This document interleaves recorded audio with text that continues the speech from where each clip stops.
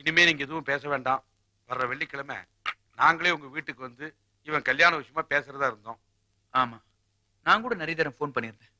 ஆனா என் குரல் கேட்ட உடனே ஃபோன் கட் பண்ணிட்டா. 2-3 லெட்டர் கூட போட்டேன், எதுக்குமே பதில் கிடையாது. உமா ஏதோ கோவத்துல அப்படி செஞ்சிருப்பா. உங்களை மறந்துட்டு அவளால இருக்க முடியல, அது மட்டும் நிச்சயம். அன்னைக்கு நடந்ததுக்கு நாங்க ரொம்ப வருத்தப்படுறோம். ஒருவேளை கங்கா அப்படிப்பட்ட பொண்ணாவே இருந்தா கூட உமா என்ன பாவம் செய்தா? எல்லாம் இந்த மனுஷனால வந்தது. கொஞ்சம் கூட புத்தியே கிடையாது. ஏன் உங்ககிட்ட நிறைய இருந்து அதுல இருந்து கொஞ்சம் செலவழிக்க வேண்டியதானே? போதும், நிறுத்துங்க. உங்க சண்டை நிறுத்தத்துக்காகவது உமாவை சீர்மா கூட்டிட்டு வரணும்.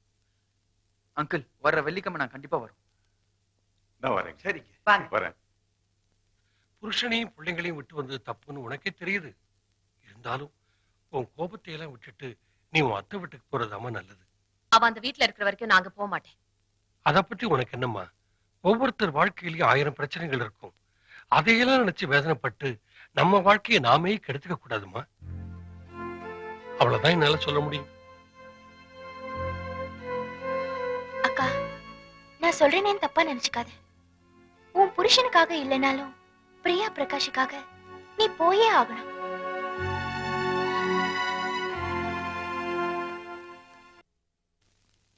வணக்கம். வணக்கம். வணக்கம்மா. அன்னைக்கு ஏதோ ஒரு வேகத்துல போயிட்டேன், மன்னிக்கணும். இவர் இப்படிதான் எப்பவுமே அவசரப்பட்டு முடிவெடுப்பாரு. அப்புறம் அதை நினைச்சு வருத்தப்படுவாரு. இவளை கல்யாணம் பண்ணிக்கிட்டத பத்தி சொல்றா. அப்படிங்களா? அப்புறம் விவரமா சொல்றேனே. சரி.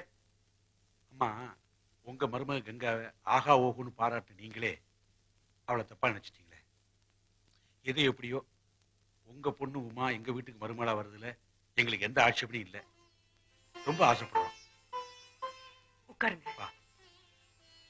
அப்போ முதல்ல பேசுன மாதிரி தை மாசம் 18ஆம் தேதி கல்யாணத்தை வச்சுக்கலாம்னு சொல்றீங்க. ஆமா ஆமா ஆமா. என்னம்மா கற்பகம், உனக்கு சந்தோஷம் தானே? நீங்கெல்லாம் சொல்லிட்டு ஆயிடுச்சா? எனக்கு இது கல்யாணம் வேண்டாம். என்னம்மா சொல்ற? ஆமாம்மா, நாளைக்கு கல்யாணத்தப்போ வேற ஏதாவது ஒரு நியூஸ் கேள்விப்படுவாங்க. அப்புறமா நான் வேண்டான்னு சொல்லிட்டு போயிடுவாங்க. இவங்க வேணும்னா நான் வந்து நிக்கணும், வேண்டாம்னா அவமானத்தை கடந்து சாகணும். இந்த மாதிரி முதுகெலும் இல்லாதவங்களை கல்யாணம் பண்ணிக்கிறத விட நான் இப்படியே என்ன அடிக்கிறதுக்கு நீங்க யாரு?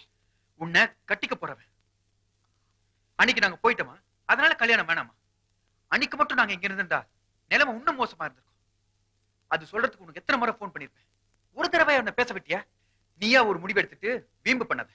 இப்ப தெரியுதாமா, உன்னை கட்டிக்கு போறவனுக்கு முதுகெலும்பு இருக்குன்னு அனாவசியமா வார்த்தைகளை கொண்டு உன் அண்ணி மாதிரி கெட்ட பேர் வாங்காத. இந்த வீட்டுல எத்தனோ அறைங்களை பார்த்துருக்கிறேன், அதுக்கெல்லாம் ஒரு அர்த்தம் இருந்தது.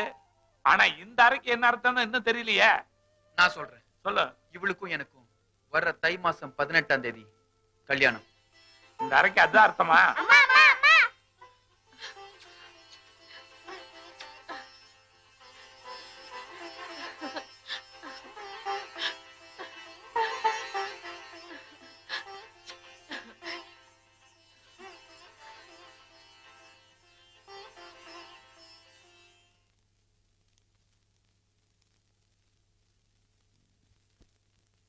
மிஸ்ஸஸ் கங்கா இல்லையா? அவங்க ஒரு பிரஸ் மீட் சம்பந்தமா அண்ணன் கூட போயிருக்காங்க. நீங்க யாரு? ஐ அம் சரோஜா, a prostitute. ஆமா, எப்படிப்பட்ட விபச்சாரியோ 4 பேருக்கு முன்னால நான் ஒரு விபச்சாரின்னு ஒத்துக்கவே மாட்டா. ஆனா நான் சொல்றேன், நான் ஒரு விபச்சாரியா இருந்தவ. தொட்டு தாலி கட்டின புருஷனே என்ன தாசியாக்கிட்டு போயிட்டா. அதுதான் வாழ்க்கைன்னு அனுப்புறோம். வேற வழி இல்லாம அந்த வாழ்க்கையை ஏத்துக்கிட்டேன். அப்பதான் நான் இருந்த விபச்சார விடுதியில கங்காவை கொண்டு வந்து அடைச்சாங்க. அவ அங்க இருந்ததே மொத்தம் 48 மணி நேரம் தான். அதுக்குள்ள போலீஸ் ரெய்டு வந்து எங்களெல்லாம் மீட்டுடுச்சு. அந்த 2 நாள்ல அவ நெருப்பாதான் இருந்தா. அந்த நேரத்துல நான் தான் அவளுக்கு துணையா இருந்தேன். I am doctor Vinitha. பம்பாயில இருந்து விபச்சாரிகளா மீட் வந்தப்ப நான் தான் எல்லாரும் மெடிக்கல் எக்ஸாம் பண்ணேன். அப்பதான் கங்கா ஒரு வெர்ஜின்ற விஷயம் எனக்கு தெரிஞ்சது. I was really surprised. இதை டிஎஸ்பி ஆனந்த் கிட்ட சொல்லணும்னு தான் நினைச்சேன். ஆனா முடியாம போயிடுச்சு. பேப்பர்ல நியூஸ் படிச்ச உடனே ரொம்ப ஷாக் ஆயிட்டேன். அதனாலதான் கங்காவை செக் பண்ண மெடிக்கல் ரிப்போர்ட்டோட உங்களை பார்க்க வந்திருக்கேன். வேண்டாம்மா, ஒரு பெண்ணோட வாழ்க்கையை காப்பாத்துறதுக்காக எங்கேயோ இருந்து ஓடி வந்திருக்கீங்களே. அப்பவே கங்கா எப்படிப்பட்டவன் நான் தெரிஞ்சுக்கிட்டேன். ஐயோ, இது தெரியாம என் மருமகளை என்னென்னமோ பேசிட்டேனே. உங்க 2 பேரோட மனிதாபிமானத்துக்கு ரொம்ப நன்றி. இவ்வளவு தூரம் வந்துட்டோம். கங்காவை பார்த்துட்டு போன போல இருக்கு. நாங்க ப்ளீஸ் வாங்க வாங்க.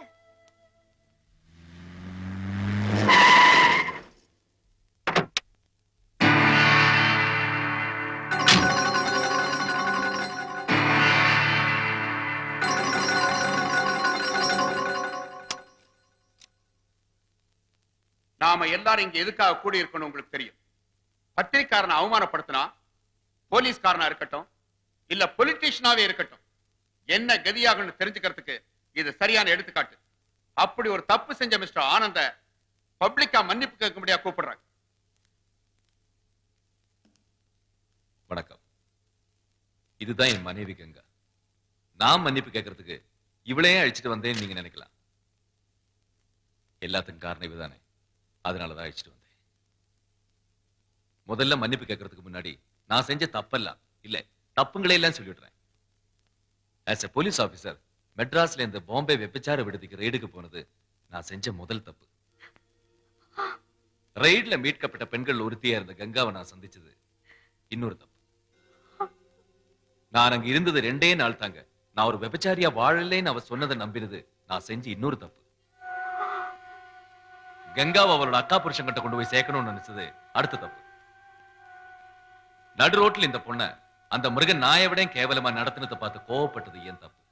அவனை நான் தட்டி கேட்டதுக்கு நீ யாரடா அதை கேட்கறதுக்கு, இவன் பொண்டாட்டியா இல்ல வெப்பாட்டியான்னு கேட்டான்.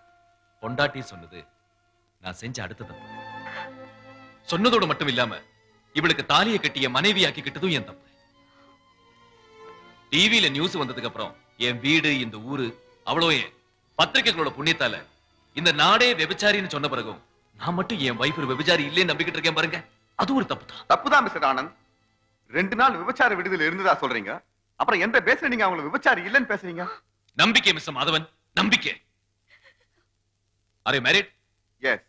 பத்திரிகைக்காரங்க தொழிலும் போலீஸ்காரங்க தொழிலும் ஒண்ணுன்னு சொல்லுவாங்க. நீங்களானாலும் சரி நானானாலும் சரி ஒரு நாள்ல குறைஞ்சது 18 மணி நேரம் வெளிலதான் இருப்போம்.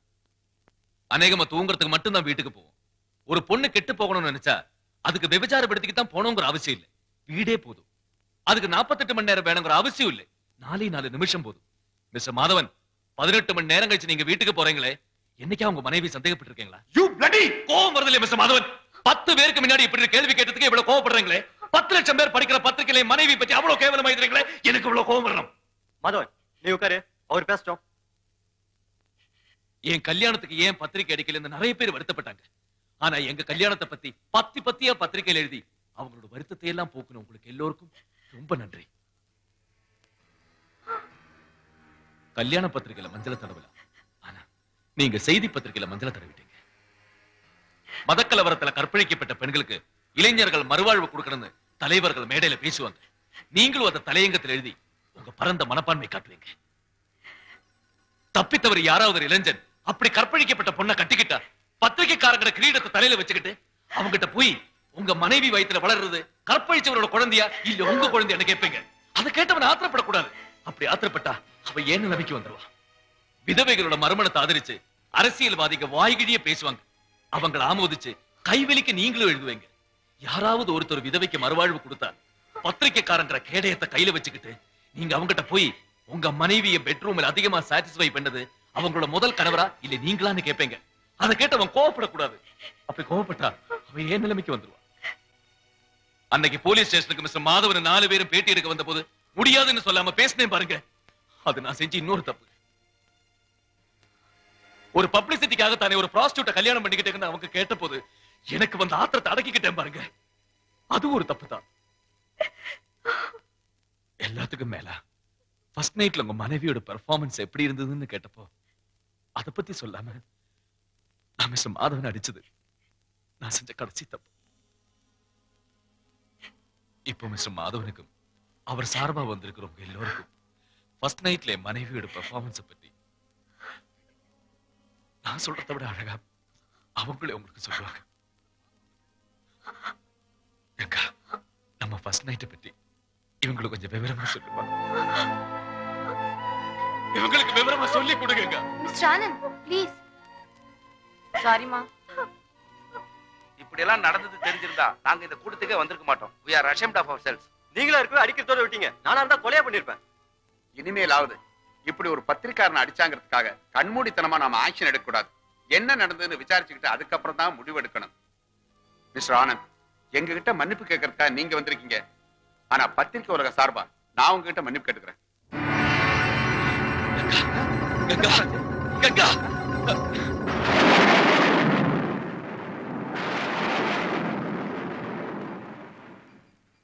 கங்க்ராச்சுலேஷன்ஸ் மிஸ்டர் ஆனந்த், நீங்க அப்பாவாக போறீங்க.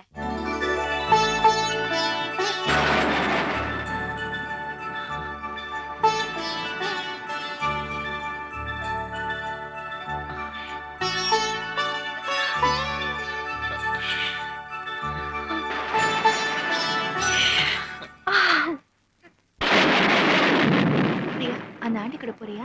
எந்த ஸ்கூல்ல படிக்கிற? கேபி மிட்டூரில படிக்கிறேன். விஜய், ஸ்டேஷனுக்கு போன் பண்ணி கங்காவும் ஆனந்தும் எங்க இருக்காங்கன்னு கேளு. போய் ரொம்ப நேரம் ஆச்சு.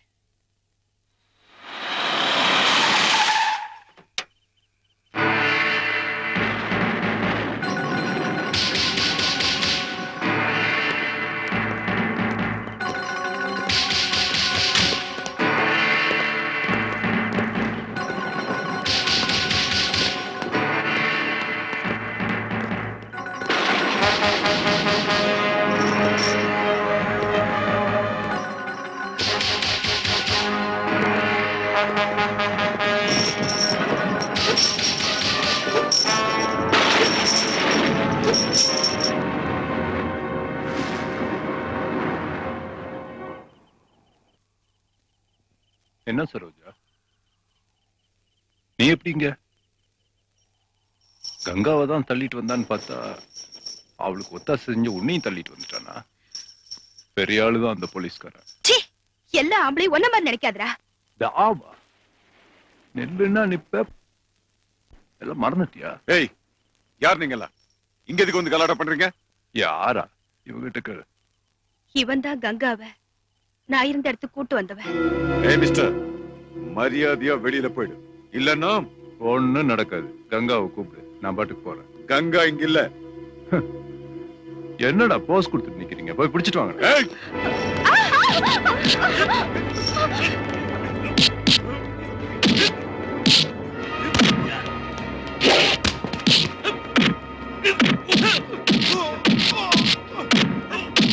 ஏப்பா, நீயும் ஒரு பொம்பளை வயித்துல பிறந்தவர் தானே? ஆமா, அந்த நன்றி கடனுக்காக தான் நான் வாழ்ந்துட்டு இருக்கேன். ரொம்ப அழகா இருக்கா. இந்த மாதிரி பொண்ணுக்கு தான் என்ன வாழ்வு. Mind your tongue. You bloody pimp. What guts you have to set foot in this house? Get out. வெளிய போ. வெளிய போடா நாயே. உன்ன மாதிரி பொண்ணுங்களை எச்சில் பண்ணி தான் எனக்கு பழக்கம். நீ என்ன எச்சில் பண்ணிட்டல? எங்கே அந்த பொண்ணு இல்ல சார். கங்கா தானா வந்து சார். இப்ப காவேரி தான் பிரச்சனை. எடுத்துட்டு வா.